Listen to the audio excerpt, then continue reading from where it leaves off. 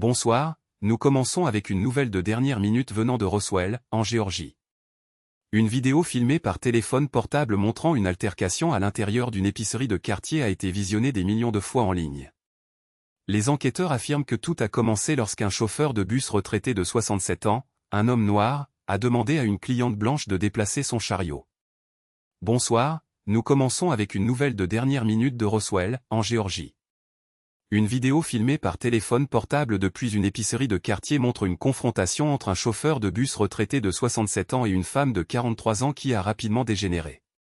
Pourquoi me fixez-vous comme ça? Occupez-vous de vos affaires, madame. Je ne fixais pas, j'attends juste mon tour, c'est tout. Ne pensez-vous pas pouvoir faire n'importe quoi impunément?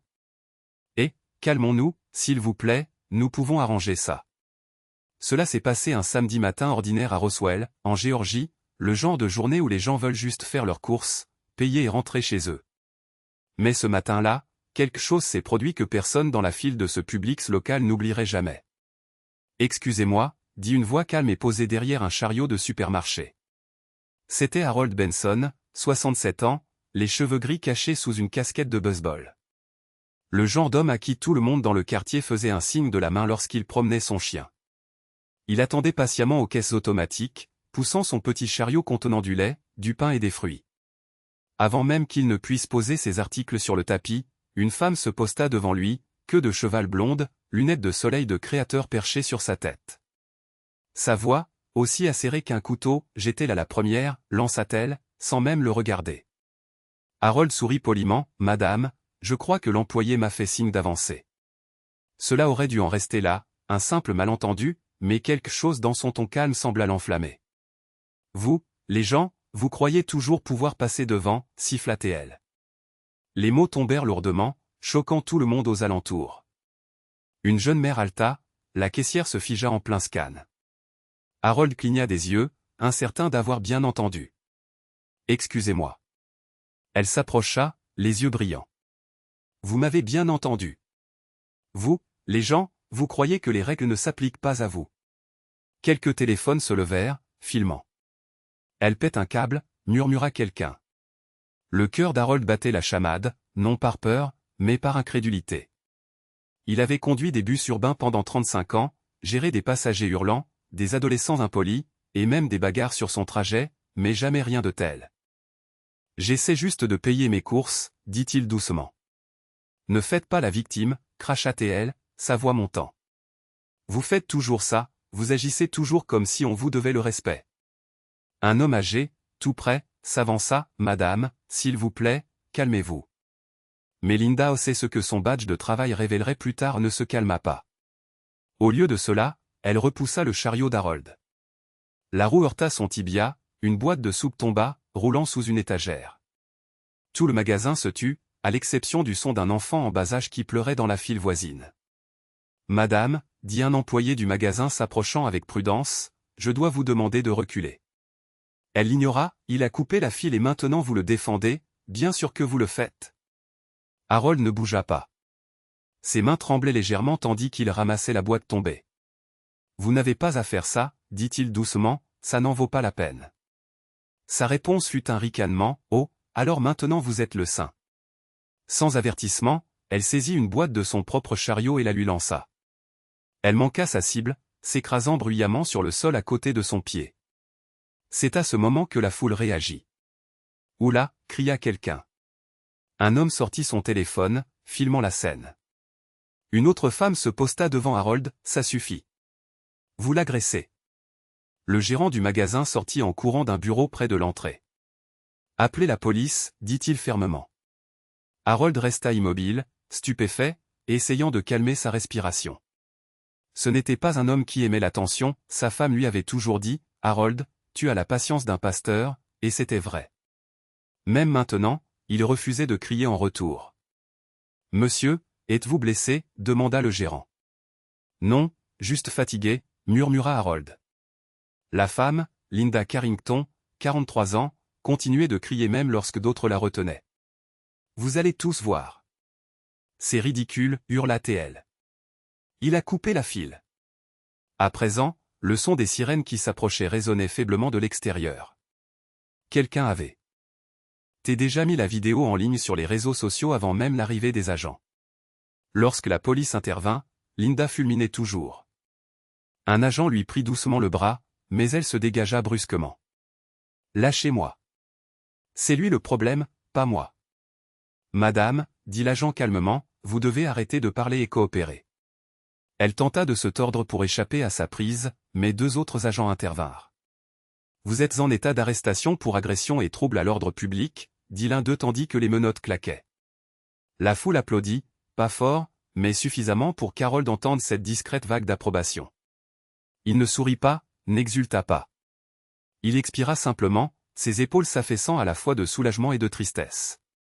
Alors qu'ils emmenaient Linda dehors, elle continuait de crier « Je n'ai rien fait de mal. C'est lui qui m'a provoqué. » Les caméras la suivirent. L'histoire se répandait déjà, une tempête se préparait, et ni l'un ni l'autre ne savait jusqu'où elle irait. Harold se frotta le menton, regarda son chariot et enfin murmura.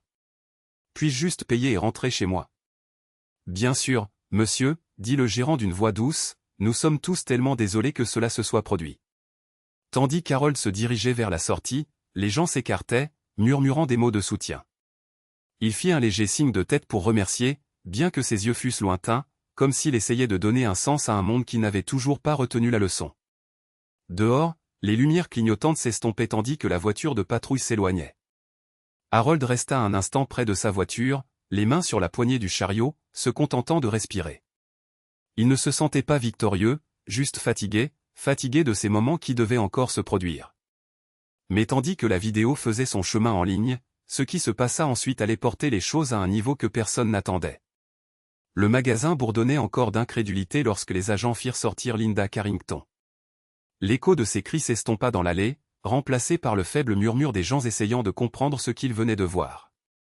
Certains étaient en colère, d'autres tremblaient, mais tous ressentaient la même chose, un profond choc collectif qu'une chose aussi laide puisse se produire à la caisse d'un supermarché. Harold Benson se tenait tranquillement près de la caisse, la main posée sur la poignée du chariot. Le gérant du magasin, un homme nommé Dean Ortega, s'approcha à pas prudents. « Monsieur, voulez-vous vous asseoir un instant ? Nous avons un banc dans le bureau. » Harold secoua la tête. « Non, je vais bien. C'est juste, je ne m'attendais pas à tout ça. » Dean fit un signe de tête compatissant. « Vous vous êtes bien comporté, monsieur Benson, mieux que la plupart ne l'auraient fait. » Harold esquissa un faible sourire qui n'atteignit pas tout à fait ses yeux. Après avoir conduit un bus dans cette ville pendant 30 ans, on apprend à ne pas perdre son sang-froid, mais ça fait toujours mal, vous savez. Une jeune caissière, peut-être âgée de 19 ans, chuchota à une collègue, « Tu as vu son visage quand les flics sont entrés ?»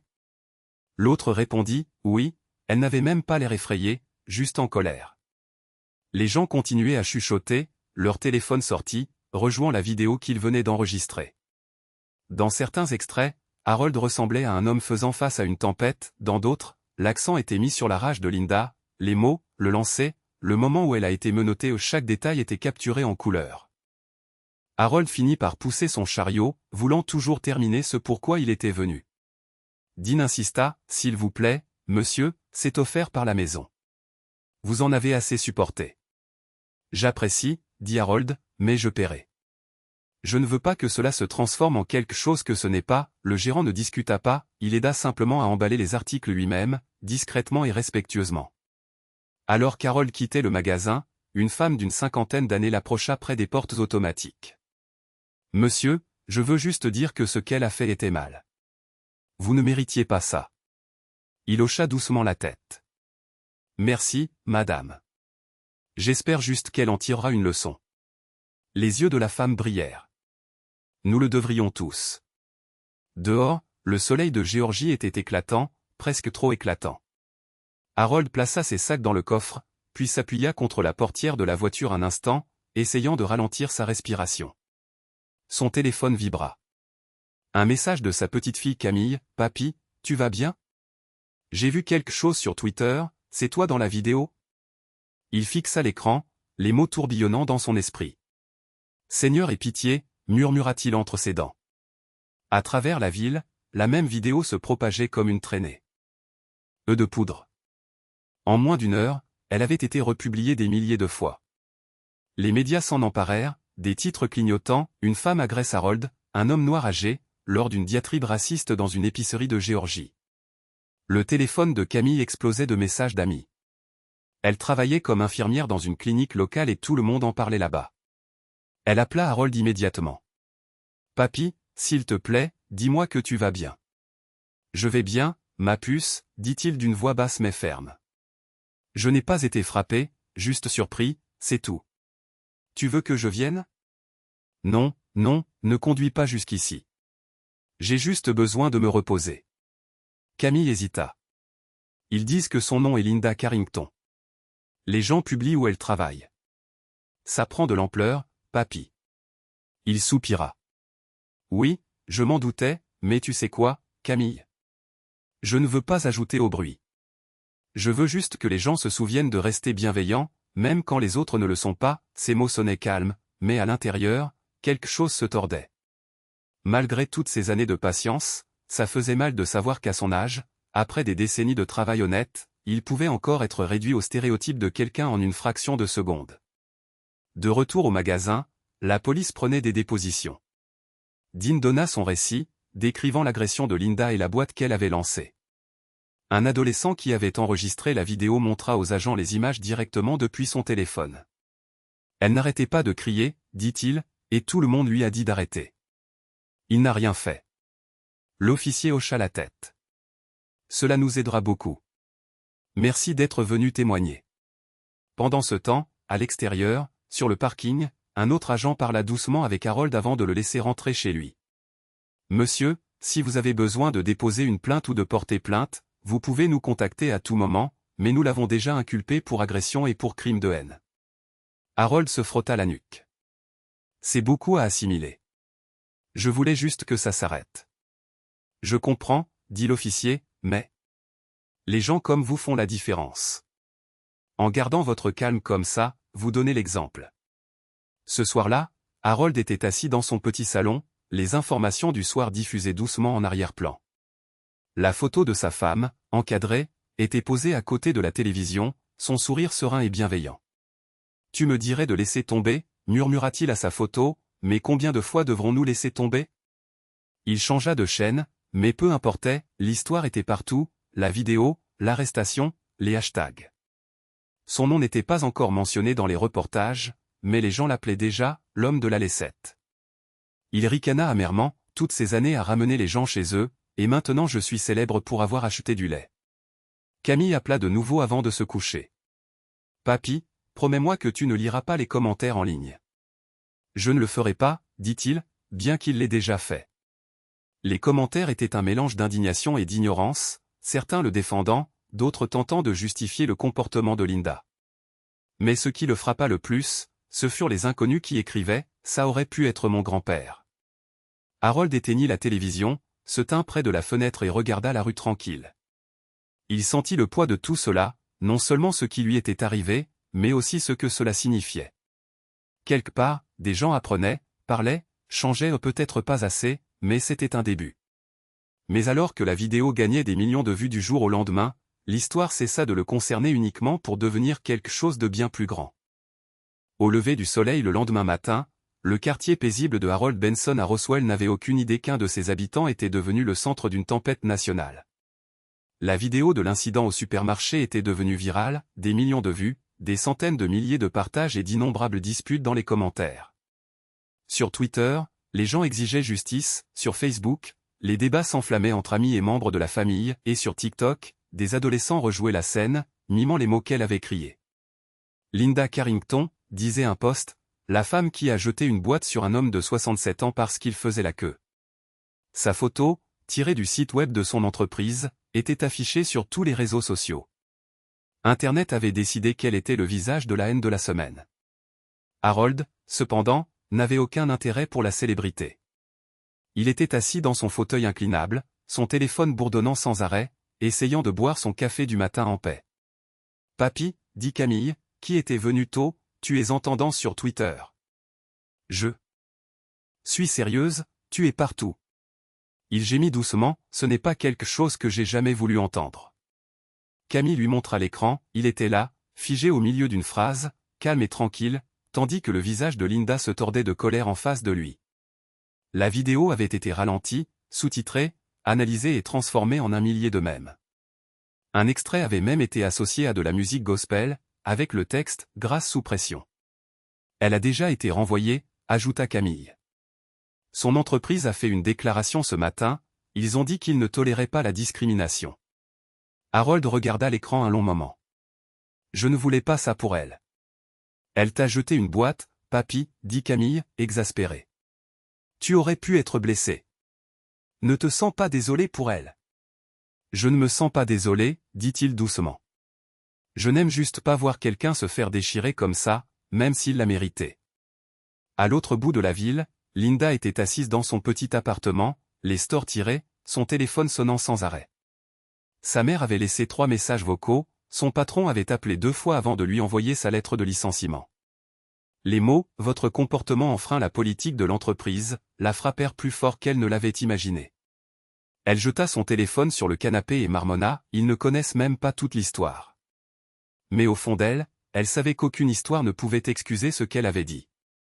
La vidéo ne mentait pas, chaque mot, chaque geste, tout était là, rejoué 1 million de fois. Sa sonnette retentit. Quand elle regarda par le Judas, 2 reporters se tenaient dehors avec des microphones. Elle n'ouvrit pas.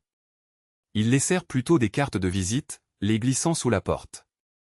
Pendant ce temps, le téléphone de Harold n'arrêtait pas de sonner lui aussi, non seulement de la part de sa famille, mais aussi de journalistes, d'animateurs de journaux télévisés locaux et d'étrangers qui voulaient le remercier. Un appel venait de la chaîne 5 d'Atlanta. Monsieur Benson, c'est Claire Morale de Waga TV. Nous aimerions vous interviewer sur ce qui s'est passé. Vous avez inspiré beaucoup de monde. Il hésita. Je ne cherche pas à inspirer qui que ce soit. Je veux juste être laissé tranquille. Le ton de Claire s'adoucit. Je comprends, mais votre histoire donne de l'espoir aux gens. Vous avez fait preuve de retenue quand vous n'étiez pas obligé. Ça compte. Harold marqua une pause, se frottant la nuque. L'espoir est une drôle de chose, madame. Les gens le trouvent dans des moments où ils ne devraient pas avoir à le faire. Ce soir-là, Camille parcourut son fil d'actualité, regardant les commentaires affluer. Regarde celui-là, dit-elle en lui montrant un post, si plus de gens géraient la haine comme Monsieur Benson, le monde serait un meilleur endroit. Il sourit faiblement. C'est gentil, mais ils ne me connaissent pas. Je ne voulais juste pas lui donner plus de raison de crier. Tu as fait ce qu'il fallait, insista Camille, tout le monde peut le voir. Mais Harold n'en était pas si sûr. Il ne pouvait s'empêcher de penser à la rapidité avec laquelle tout cela racontait comment un moment d'impolitesse s'était transformé en quelque chose d'assez laid pour définir la vie de 2 personnes du jour au lendemain.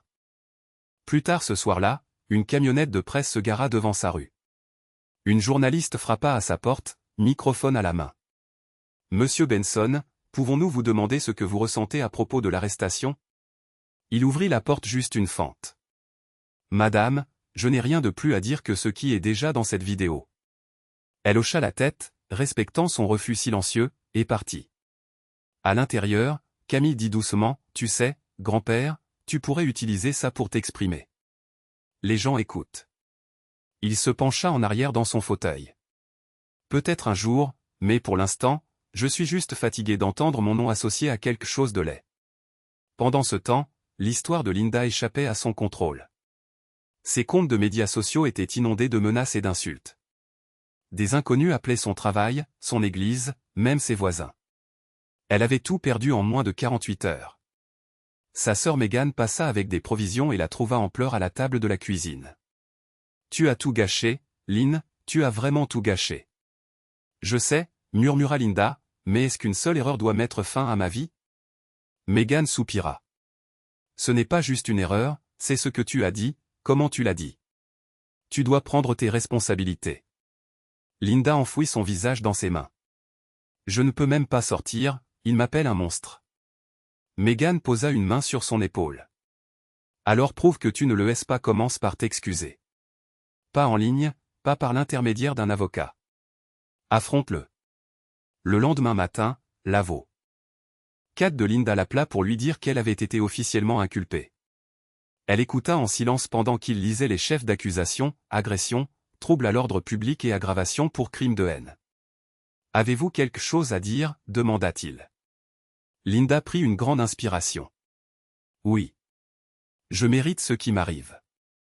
Tandis que son monde s'effondrait, Harold essayait de passer à autre chose. Mais chaque visite au magasin, chaque promenade dans le parc s'accompagnait de chuchotements et de reconnaissance. Les gens le remerciaient, l'étreignaient, le qualifiaient de courageux. Pourtant, chaque fois, il ressentait la même douleur à la poitrine. Il ne se sentait pas courageux, il se sentait fatigué de se voir rappeler que quelque chose d'aussi simple que faire la queue pouvait devenir une histoire nationale. Mais bientôt, ni Harold ni Linda ne purent éviter ce qui allait suivre, la confrontation qui les remettrait face à face. L'air devant le palais de justice du comté de Fulton était lourd ce matin-là. Des fourgonnettes de presse bordaient le trottoir, leurs paraboles pointées vers le ciel. Des journalistes répétaient leurs lignes sous des lumières vives. À l'intérieur, les couloirs résonnaient de pas et de voix chuchotées. Tout le monde semblait savoir quelle affaire était à l'ordre du jour, l'État de Géorgie contre Linda Carrington. Harold Benson franchit les portes battantes, vêtu de son meilleur costume gris. Il n'était pas neuf, mais il était repassé et propre, le même qu'il avait porté à la remise de diplôme de sa petite-fille. Camille marchait à ses côtés, serrant fermement son sac à main.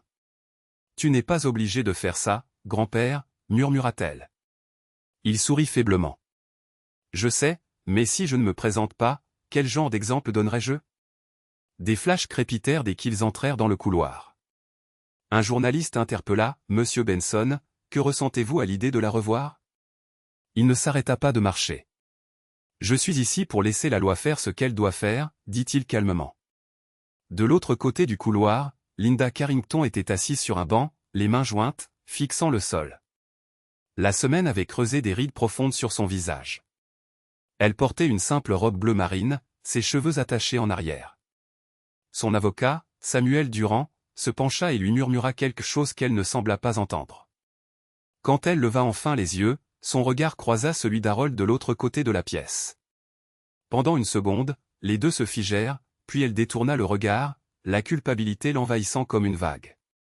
À l'intérieur de la salle d'audience, la juge Margaret Ellis présidait avec une autorité tranquille. L'atmosphère était tendue mais contenue. Des rangées de spectateurs remplissaient les bancs, journalistes, habitants, même quelques personnes du quartier d'Harold venues montrer leur soutien. « L'audience est ouverte », annonça l'huissier. Le procureur commença par diffuser la vidéo, la même que des millions de personnes avaient déjà vue en ligne. Le son de la voix de Linda criant résonna dans la salle d'audience, « Vous, les gens, vous pensez toujours pouvoir couper la file. » C'était comme regarder une blessure se rouvrir. Linda tressaillit, des larmes montant à ses yeux. Harold baissa les yeux, la mâchoire serrée mais calme. Quand la vidéo se termina, le procureur se tourna vers la juge, « Votre honneur, cette affaire n'est pas une question de malentendu dans une épicerie. Il s'agit de haine publique, d'agression ciblée et de l'humiliation d'un homme innocent. » Samuel Durand se leva ensuite.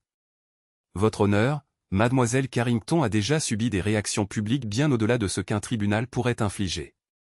Elle a perdu son emploi, sa réputation, et elle a reçu des centaines de menaces. Elle reconnaît que ce qu'elle a fait était mal et regrette profondément ses paroles et ses actes. Nous demandons la clémence, une chance de faire amende honorable. » La juge Ellis hocha la tête. « Nous allons maintenant entendre la victime. » La salle se tut. Harold se leva lentement et se dirigea vers la barre des témoins. Camille lui serra la main au passage. Il prit une grande inspiration. « Votre honneur, » commença-t-il doucement, « j'ai vu beaucoup de choses dans ma vie. J'ai vu de la gentillesse et j'ai vu de la cruauté, mais ce jour-là, à l'épi magasin, il ne s'agissait pas seulement d'une femme qui perdait son sang-froid, il s'agissait de ce qui vit encore dans le cœur des gens quand ils pensent que personne ne les regarde. » Il marqua une pause, jetant un coup d'œil vers Linda, qui était assise, figée. « Je ne la hais pas. Je ne l'ai jamais fait. Je veux juste qu'elle, et tous ceux qui regardent, comprennent que des mots comme ça blessent profondément, ils ne s'effacent pas. Et quand on jette quelque chose à une personne à cause de qui elle est, on jette aussi sa propre humanité. » La salle resta silencieuse pendant plusieurs secondes après qu'il eut terminé. Même la juge Ellis semblait émue. « Merci, monsieur Benson, vous pouvez vous retirer. » Alors qu'il regagnait sa place, l'avocat de Linda lui murmura, « Voulez-vous prendre la parole ?» Linda hésita, puis se leva. « Votre honneur, je n'attends pas de pardon. Ce que j'ai fait était cruel et j'aimerais pouvoir le retirer, mais je ne peux pas. J'ai grandi dans une maison où les gens disaient des choses comme ça tout le temps, et je ne l'ai jamais remis en question jusqu'à présent. Je sais que ce n'est pas une excuse. Je veux juste faire mieux. Sa voix se brisa, tremblante sous le poids de ses propres mots. La juge Ellis se pencha légèrement en avant. Mademoiselle Carrington, le remords est important, mais la responsabilité compte davantage. La haine ne peut être expliquée par l'éducation ou la frustration, c'est un choix. Et les conséquences de ce choix sont ce que ce tribunal doit décider aujourd'hui. Elle saisit le dossier devant elle. Ce tribunal condamne Mademoiselle Carrington à une amende de $5 000, 1 an de probation, une formation obligatoire sur la sensibilité raciale et 200 heures de travaux d'intérêt général au Centre pour personnes âgées de Roswell. Un léger murmure parcourut la salle. Harold expira lentement. Ce n'était pas de la vengeance, c'était de la responsabilité, et cela lui suffisait. Linda hocha faiblement la tête, les yeux rougis. « Merci, votre honneur. » Alors que l'huissier prononçait la levée de séance, Harold ramassa son manteau. Les journalistes s'attroupèrent à nouveau, lançant des questions. « Monsieur Benson, êtes-vous satisfait du verdict? Lui pardonnez-vous » Il s'arrêta sur les marches du palais de justice et se tourna vers les micros. « Le pardon n'est pas un gros titre, dit-il. C'est quelque chose sur quoi on travaille jour après jour. J'espère qu'elle utilisera son temps pour apprendre, non seulement sur les autres, mais sur elle-même. » Puis il s'éloigna, laissant les caméras derrière lui. Camille le suivit, fière mais inquiète. « Grand-père, tu vas bien ?» Il sourit doucement. « Oui, pour la première fois depuis longtemps, je crois que je suis de nouveau moi-même. » À l'intérieur, Linda était assise seule sur le banc, s'essuyant les yeux.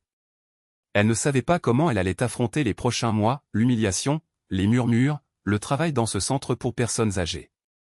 Mais au fond d'elle, une partie savait que c'était la seule voie à suivre. Mais la vie a une manière de forcer les gens à faire face à ce qu'ils ont brisé, et bientôt leur chemin se croiserait à nouveau dans un endroit qu'aucun d'eux n'attendait. 2 semaines après la sentence, la couverture médiatique avait disparu des gros titres nationaux, mais à Roswell, l'histoire était toujours vivante. Chaque fois que quelqu'un au restaurant mentionnait l'incident, les gens savaient exactement de quoi il parlait. Harold Benson était devenu un héros local discret, l'homme qui avait gardé sa dignité quand quelqu'un d'autre avait perdu la sienne. Mais Harold ne se sentait pas comme un héros. Il passait ses matins à lire le journal au Piedmont Park Café, où la serveuse Darla lui remplissait toujours son café sans qu'il le demande. « Vous tenez le coup, monsieur Benson ?» demanda-t-elle un matin en lui glissant une assiette d'œufs brouillés. Il sourit faiblement. « J'essaie. » C'est étrange d'être reconnu pour quelque chose que l'on aurait souhaité ne jamais voir arriver. Elle hocha la tête. « Vous l'avez géré mieux que la plupart des gens.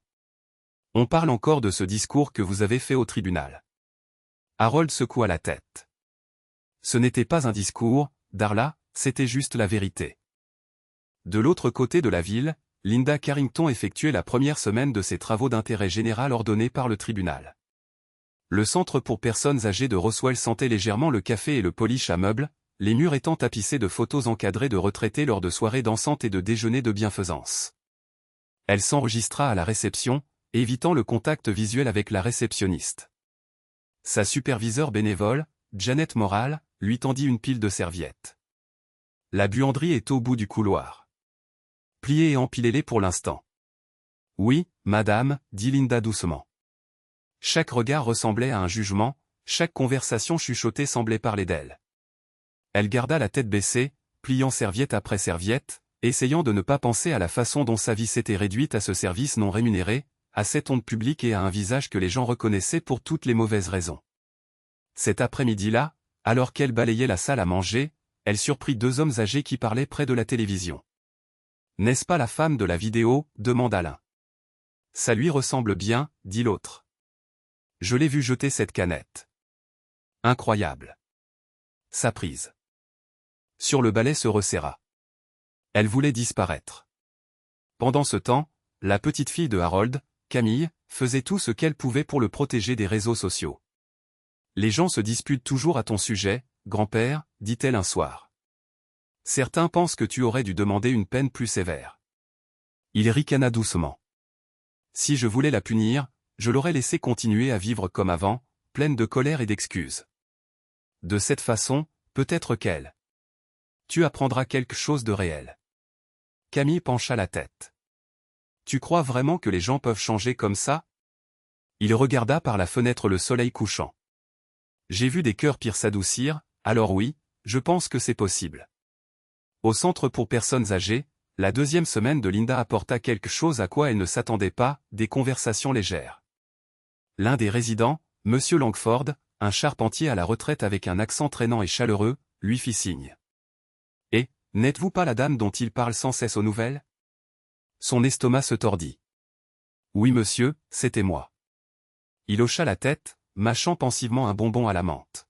« Vous avez dit des choses méchantes, n'est-ce pas? » « Oui. » « En avez-vous tiré des leçons ?» Elle hésita, puis dit, « Que je ne veux plus être cette personne. » Il sourit faiblement. « Alors continuez à venir. Nous faisons tous des erreurs, certains d'entre nous juste devant plus de caméras que d'autres. » Pour la première fois depuis des semaines, Linda sentit une lueur de quelque chose d'inhabituel, de la gratitude. Quelques jours plus tard, alors qu'elle traversait le hall principal, portant des boîtes de livres donnés, elle se figea. Assis près de la fenêtre, sirotant du thé et discutant avec un groupe de résidents, se trouvait Harold Benson. Sa poitrine se serra. « Oh non » murmura-t-elle sous son souffle. Janet, remarquant son hésitation, dit « C'est Monsieur Benson, il fait du bénévolat ici le vendredi. Vous allez bien ?» Linda hocha lentement la tête, serrant la boîte. « Je m'en sortirai. » Quand Harold tourna la tête et la vit, son expression ne changea pas. Pas de colère, pas de sourire narquois, juste de la reconnaissance. Il s'excusa de la table et s'approcha.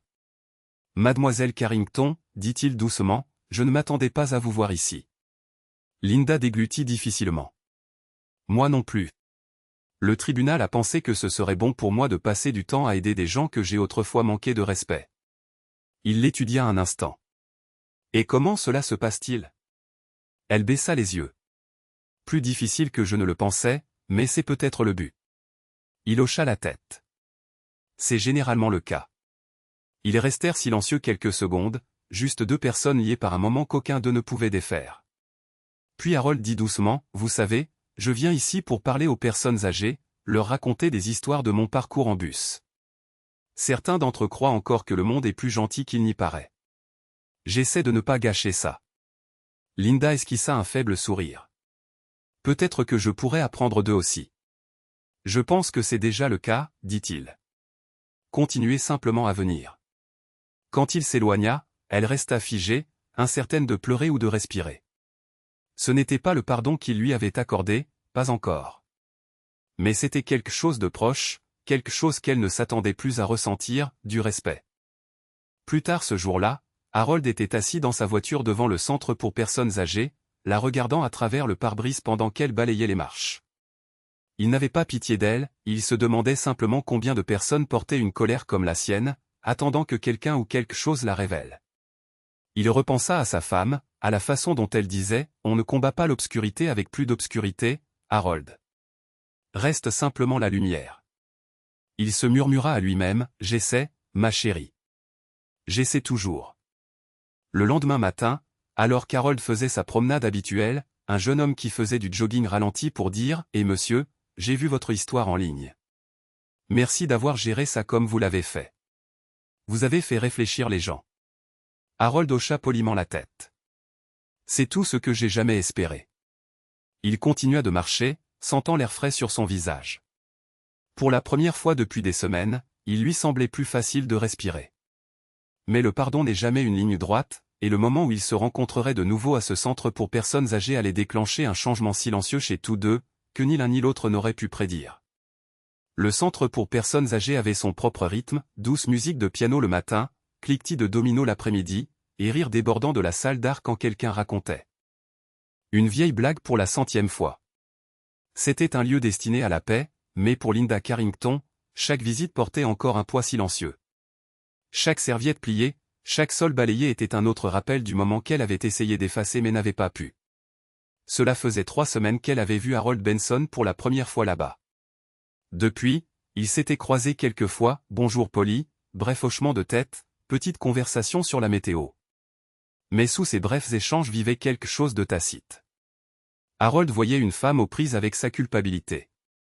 Linda voyait un homme qui avait toutes les raisons de la haïr mais ne le faisait pas. Ce matin-là, l'air était plus frais que d'habitude. Le ciel extérieur était bas et gris, et l'odeur de la pluie s'infiltrait par les portes. Linda arriva tôt, espérant l'éviter, mais le destin voulut qu'Harold soit déjà là, assis avec quelques seniors, les aidant à remplir des formulaires pour un nouveau programme de bien-être.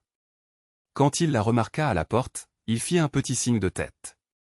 Elle faillit faire demi-tour, mais au lieu de cela, elle prit une inspiration et marcha vers lui.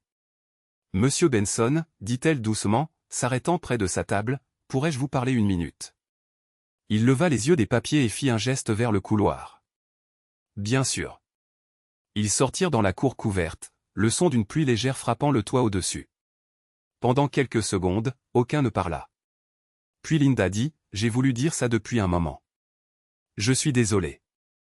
Pas seulement pour ce que j'ai dit, mais pour ce que j'ai pensé ce jour-là dans le magasin. J'ai laissé tout le lait en mots. Et tu t'en es sorti, et tu ne méritais rien de tout ça. » Harold étudia son visage un long moment. Elle n'était plus sur la défensive, il n'y avait ni colère, ni excuse, juste de l'épuisement et de la vérité.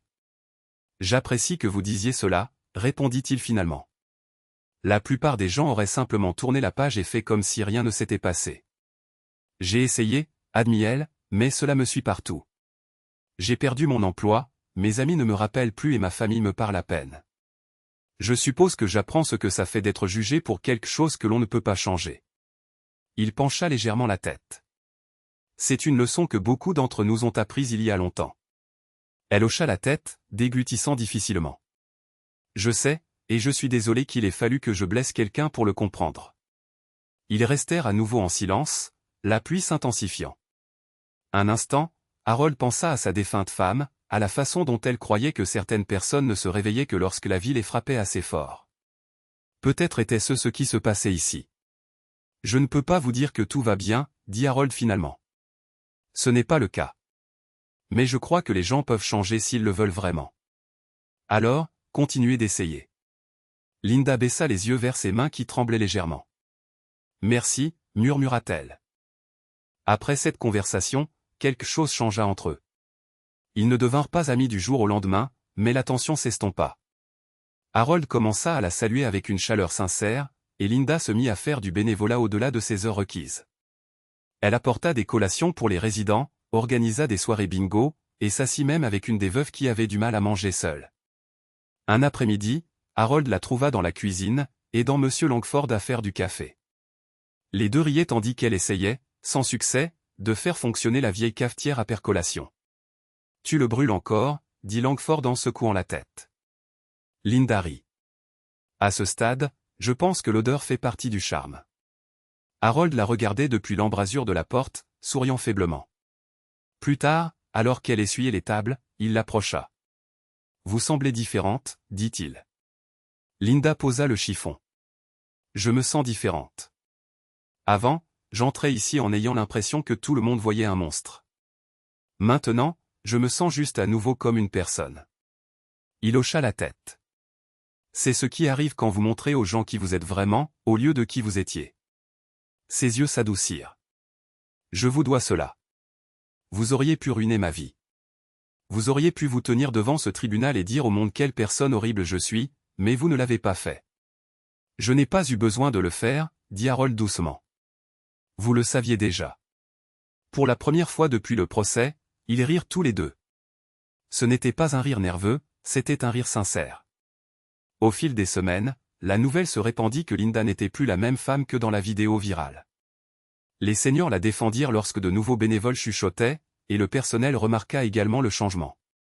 Elle apprenait, non pas une leçon ou d'une punition, mais du temps passé parmi les personnes qu'elle avait autrefois méprisées. Un après-midi, le centre pour seniors organisa un petit déjeuner de reconnaissance pour les bénévoles. Harold et Linda étaient assis à la même table, entourés de bavardages et du tintement des assiettes. Janet Morale se tenait devant, remerciant tout le monde pour leur service. Quand elle mentionna Harold et Linda par leur nom, la salle éclata en applaudissements. Linda rougit, murmurant « Je ne mérite pas ça ». Harold se pencha vers elle.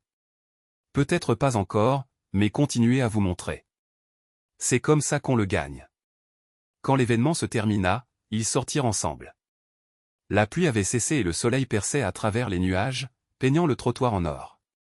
Linda regarda le parking et dit doucement, « Vous savez, je pensais que le pardon était quelque chose que les gens vous donnaient, mais je commence à penser que c'est quelque chose que l'on doit construire, une petite action à la fois. » Harold sourit.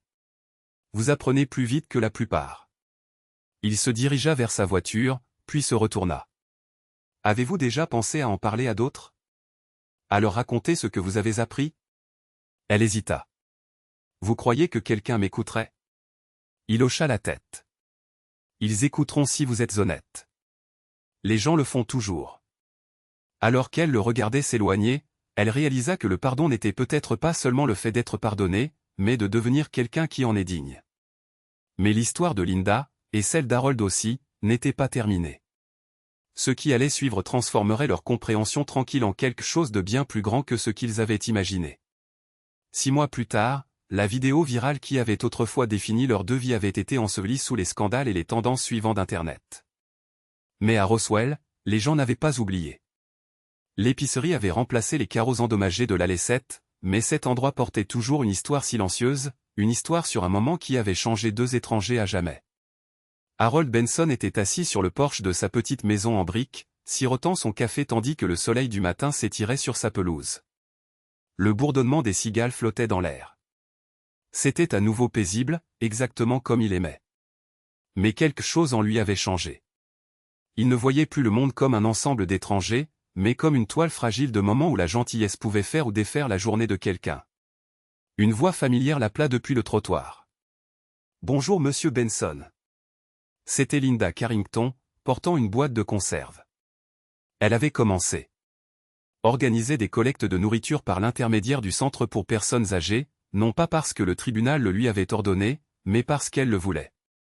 Harold sourit, lui faisant signe d'avancer sur le chemin, « Vous n'arrêtez jamais d'aider, n'est-ce pas? » Elle sourit, « Ça m'occupe, et en plus, ça fait du bien de faire quelque chose de bien pour une fois. » Il rit doucement, « Eh bien, les gens du centre ne vous laisseront pas arrêter maintenant, vous leur manqueriez. » Elle posa la boîte sur son porche et s'assit en face de lui. « Vous savez, j'ai repensé à ce jour, au magasin, aux choses que j'ai dites. Avant, je le rejouais dans ma tête pour me punir. Maintenant, je le rejoue pour me rappeler qui je ne veux plus jamais être. » Harold hocha lentement la tête, c'est ainsi que fonctionne la croissance. D'abord la douleur, ensuite le but. Elle le regarda longuement, « Vous m'avez pardonné avant même que je ne le demande. Je ne comprends toujours pas pourquoi. » Il sourit faiblement, « Parce que si je ne l'avais pas fait, ça m'aurait rongé de l'intérieur. J'ai vu ce que l'amertume fait aux gens, ça les rend méchants sans même qu'ils s'en rendent compte. » Linda se pencha en arrière, méditant ces mots, « Vous pensez que les gens peuvent vraiment changer? » « Je pense qu'ils peuvent commencer, » dit Harold. « Et parfois, c'est suffisant. » Ils restèrent assis en silence un moment, regardant l'enfant d'un voisin faire du vélo dans la rue. Une brise froissa les feuilles, et pendant un instant, le monde redevint ordinaire. Plus tard cet après-midi-là, ils se rendirent ensemble au centre pour personnes âgées pour une interview télévisée locale. Une petite station d'Atlanta les avait contactés, souhaitant réaliser un reportage sur la justice réparatrice en action. Harold n'était pas enchanté par l'attention, mais il accepta principalement parce que Linda lui avait demandé d'être à ses côtés. À l'intérieur du centre, l'équipe technique s'installa près de la salle commune. Janet Morale se tenait là, souriant fièrement, « Vous êtes prêts, tous les deux ?» demanda-t-elle. « Aussi près que je puisse l'être, » dit Harold en ajustant sa cravate. Linda rit nerveusement, « Si je me mets à pleurer devant la caméra, je vous en tiendrai responsable. » La journaliste Stephanie Quinn commença l'interview avec chaleur dans la voix, « Monsieur Benson, Mademoiselle Carrington, votre histoire a touché beaucoup de gens. Que espérez-vous que les autres en retiennent? » Harold regarda la caméra, « Que la colère ne résout jamais rien, que l'on peut rester ferme sans rendre la haine, et que le pardon n'est pas une faiblesse, mais une force. » Stephanie se tourna vers Linda, « Et vous, Mademoiselle Carrington ?» Linda prit une inspiration, « Je veux que les gens sachent qu'admettre qu'on a tort ne vous détruit pas. C'est faire semblant d'avoir raison qui le fait. J'ai blessé quelqu'un parce que je pensais que ma frustration m'en donnait le droit. Ce n'était pas le cas. Avant, je pensais que le racisme vivait chez les autres, pas chez moi. Il s'est avéré qu'il était bien sous ma propre peau, attendant une excuse pour se manifester. Mais je change cela chaque jour. La pièce était silencieuse, même l'opérateur de la caméra baissa la tête un instant. Après l'interview, Stéphanie leur serra la main, vous avez tous deux donné aux gens quelque chose de réel, pas seulement une histoire, mais une leçon. Quand ils quittèrent le bâtiment, Harold et Linda marchèrent côte à côte sur le parking. Elle se tourna vers lui et dit, vous savez, je pensais que cette histoire me suivrait pour toujours. Maintenant, j'espère qu'elle le fera, mais pour les bonnes raisons. Il sourit, c'est comme ça qu'on sait qu'on a changé. Des semaines plus tard, le reportage fut diffusé sur les chaînes locales. Des téléspectateurs envoyèrent des lettres les remerciant d'avoir rappelé aux gens que le pardon et la croissance comptaient toujours. Une lettre venait d'un professeur à la retraite qui écrivait « Votre histoire m'a aidé à parler du préjugé à mes élèves. » Ils l'ont vu comme une réalité, pas seulement comme de l'histoire. Harold lut cette lettre 2 fois avant de la plier soigneusement dans un tiroir, à côté de la photo de sa femme. « Tu serais fier de celle-ci, chérie » murmura-t-il. Pendant ce temps, Linda continua de faire du bénévolat même après la fin de sa peine. Elle commença à encadrer de nouveaux bénévoles, surtout ceux qui arrivaient avec des attitudes similaires à celles qu'elle avait eues autrefois. « On ne peut pas réparer hier, leur disait-elle, mais on peut s'en servir pour améliorer demain. » Des mois passèrent, et bien qu'ils ne se vissent pas tous les jours, leurs chemins se croisaient toujours, un signe de la main dans le rayon d'une épicerie, un café partagé après l'église, un bref rire sur de vieux souvenirs. Lors d'une de leurs dernières conversations, avant le déménagement d'Harold pour se rapprocher de Camille, il lui dit « Vous savez ce que j'ai réalisé, Linda ? La haine est contagieuse, mais la grâce aussi. Vous m'avez donné une raison de continuer à croire que les gens peuvent faire mieux. » Elle sourit à travers ses larmes, et vous m'avez donné une seconde chance de le prouver. Ils s'embrassèrent silencieusement, sans besoin de mots. Quand Harold s'en alla en voiture cet après-midi-là, le reflet du soleil couchant scintilla sur son pare-brise. Il ressentit une paix, non pas celle qui vient de l'oubli, mais celle qui vient du pardon. Cette vidéo virale, ce jour chaotique, avait commencé comme quelque chose de laid, mais quelque part entre la douleur et les gros titres, c'est devenu quelque chose de plus, un rappel que l'humanité a toujours un cœur qui bat, même dans ses moments les plus désordonnés.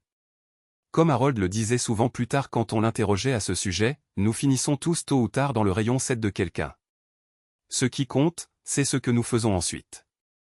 Si cette histoire vous a ému, prenez un instant pour la partager, pour en parler et pour vous souvenir que le vrai changement commence par la façon dont nous nous traitons les uns les autres. N'oubliez pas de vous abonner pour plus d'histoires qui nous rappellent qui nous sommes et qui nous pouvons encore devenir.